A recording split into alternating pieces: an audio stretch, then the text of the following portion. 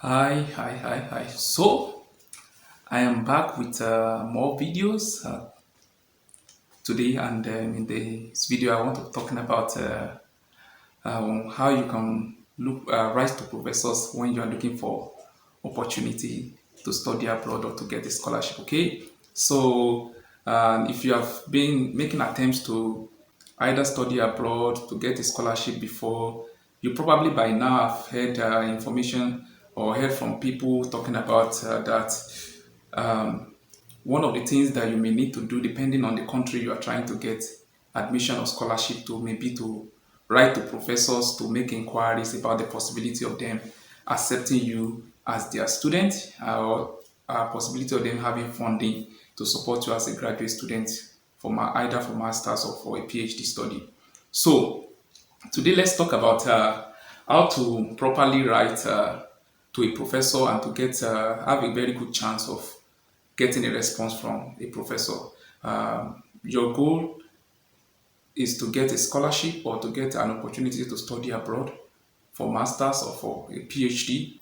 And in the process of it, you need a supervisor, which in most cases will be a professor, and your studying on a funding or on a scholarship will be contingent on your contacting the professor and the professor accepting you as a master's or a PhD student, as the case may be, and then giving you funding to support you during your study. The funding we are talking about usually will come in form of research support, research funding for your thesis or for your research, if for your PhD thesis, bachelor's thesis, no, not bachelor, master's thesis, as this case may be, and possibly allowances to support you for your subsistence during the course of your program.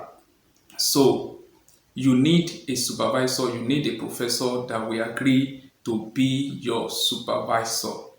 Okay, so and how do you go about it? How do you get a supervisor, a professor to agree to supervise you and possibly support you with the funding? Uh, the general way that everybody does it, or that is mainly done, is by writing emails to professor. Yeah, some people call it cold email. Some people call it inquiry email. Yeah, so whatever the name you call it, you need to contact professors and you need to introduce yourself to them. You need to establish the fact that you like to be their student, and you hope to get a positive response. So let me start by saying that before you start writing to professors, the number one thing you should do about any professor you are going to write to is to find out about them. Read about what they are doing. Read about their program. Read about their research focus, especially their recent research, because sometimes the research focus of a professor can change over the period of time. Read about their current research focus. Possibly read one or two of their publications so that you can get an idea or a little insight about where their interest properly lies in research. Because let's say, for instance, now the research area of a professor is molecular biotechnology. Okay, so molecular biotechnology is still a very broad area.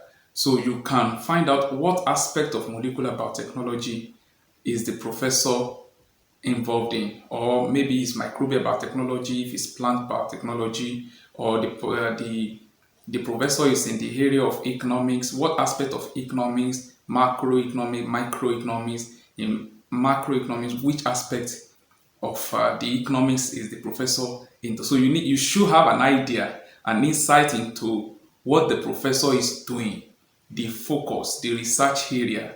So because if you don't know that, it's difficult for you to write an inquiry email or a cold mail or to send an email to express your interest that will resonate with that professor. So your goal is that you want to connect with the professor, especially at the professional level, through their area of interest. Okay, no professor want to take a student that has no idea what he is doing. I mean, no idea what the professor is doing. Let me give you an instance. I had an interaction with the professor sometimes ago, and he told me he received several emails from students all over the world every day trying to come and study under him. But what if he find so strange about many of the emails that I receive from them is that most of them just write an email that look generic. Okay, they just say, "Dear Professor, so, and I am interested in so, the name of his department. Will you take me as student?" He said, "There is nothing in that email. At least take your a little time to read through our website, our web page, and get to know what we are doing. Then write to me based on that." Then this is a professor telling me this directly. Okay, so the first thing is that get to know what that professor is doing, their area of interest, and it's not difficult to do. You can do that in 1 hour or less in most cases. You simply just need to go to the web page of the department or the laboratory of the supervisor of the professor, read what their area is about, their focus, and most of the time, things are made very easy now because the information about their research focus are usually even on the website of the university or their department's website. Okay, so you can almost immediately, by getting to the website of that web page of that department, see what that professor is doing and what is his area of interest. You can even, most likely, they will even list some of his recent publication. And if they don't list it, since you already have his name, a simple Google search will give you few of his most recent publications. So read through one or two of their abstracts, and then you don't necessarily need to read the entire paper. If you have time, you can do that, but reading through the abstract can give you an insight, and then you can know how to connect with the professor when you are writing to the professor. Okay, so please don't write generic emails to professor. It will not resonate with them. It will not connect with them. Don't send the same email to 20 professors. They will know that this is a generic email and they will not reply. Okay, they won't reply. And if they manage to reply, they probably will say no. Okay, so and your goal is to get a professor to respond to you, to accept you as a student and support you with funding for your graduate study, master's or PhD, as the case may be. So that's the first thing you need to know. Have the right information about the professor. So when writing email to the professor, what are the important things you should touch about? Okay, first of all, don't make the email too long. Make it as brief as possible, but to summarize, to give an insight into who you are, your academic background with your qualification now. Okay, if you have a master's degree in economics, in food biotechnology, you should mention it. Introduce yourself, give an insight into your academic educational background and qualification. If you have exceptional ability or you have exceptional achievement in some area of your academy, you can subtly, not arrogantly, not boasting, because don't forget you are the one looking for favor from the professor. Okay, so you cannot flout your academic achievement, throw it in his face as if you are the best thing that has happened to this world. Okay, you don't want to send you don't want to communicate arrogance to the professor, but you also want him to know that you are a good candidate, a potentially very good student for a graduate study under him. So you can cleverly highlight your academic achievement. If you are a postgrad graduate, you can simply mention that you graduated with the first class, and then if you top your class, I graduated top of my class, and then this is my area of interest for study. So you should mention your area of interest for study too. But that your area of interest is the key. That area of your interest for study must connect with his current research focus. Okay, if it doesn't connect, it will most likely, he or she will most likely not reply your email. Okay, the goal is to connect your interest, your research interest, your study interest to the focus, the research focus of that professor. That is your primary goal. You want to connect with what he is doing because you want to go and join him in what he is doing. So you have to show the connection between your interest and what he is doing. Okay, if he sees that connection, and you can be sure that your chances are good. If he has funding, if he has space, he probably will give it a consideration in his mind. Let me give you an instance. I know of someone that wrote to a professor, and the wrote to a professor and explained his area of interest, and very well connected to what the professor is doing. Of course, he read what the professor is doing on the website of the institute of the professor. Okay, and when the professor replied to the email, I saw the email. I also saw the email. The professor said, this fits exactly into what we are doing. Okay. So you want to give a professor impression that what you want to do, your area of interest fit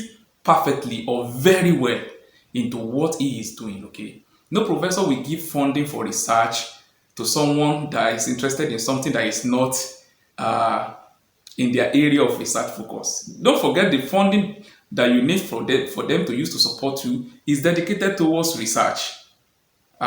Specify research. Usually they are well defined. So if this person is researching a virus and you say you are interested in fungi, so you see they are not agreeing, going along the same line. Most likely, if that professor has a fund to take a graduate student, to support a graduate student, most likely that fund is defined for a research in the area of virus. Okay, so you said your own interest is fungi. So even if he has money, if he has fund for research in virus, he won't give it to a student that is only interested in fungi.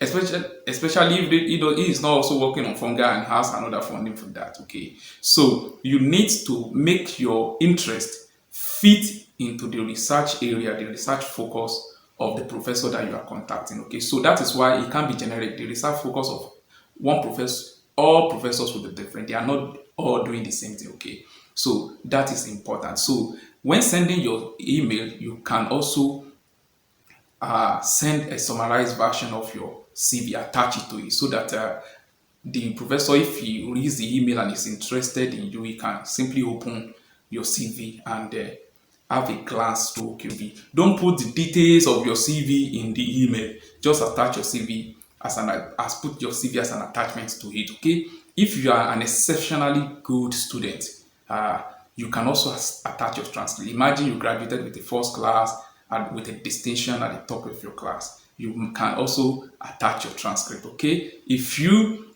maybe you are just around average performance in your education, you may want to avoid attaching your CV on the first email. Okay, because that may limit your chances of with the professor. So you don't want that to give the impression that you are not you are an average student. Okay, so you want your chance to be good. Okay, it's just being smart with what you are doing.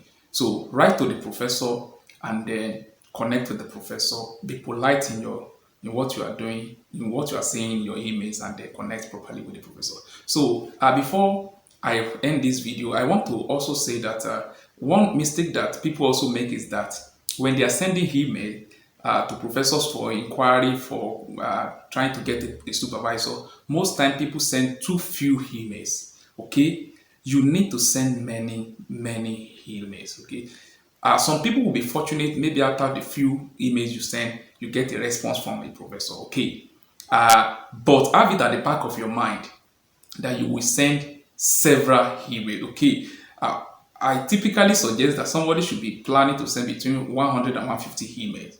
Okay, that means sending emails to about 100 and 150 professors. Okay, and you can pace yourself.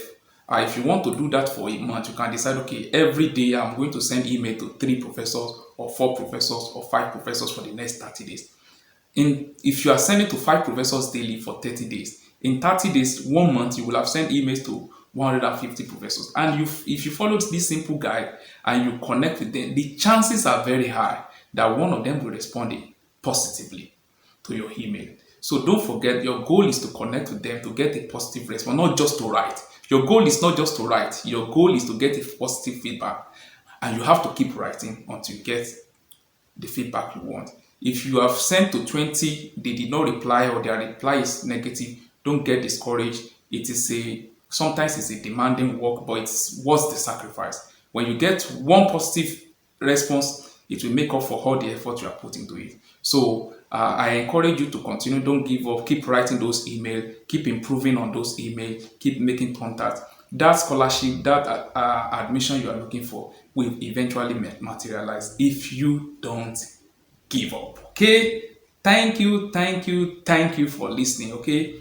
Cheers, and remember to come back to my YouTube channel to watch more of my videos on scholarship and study abroad.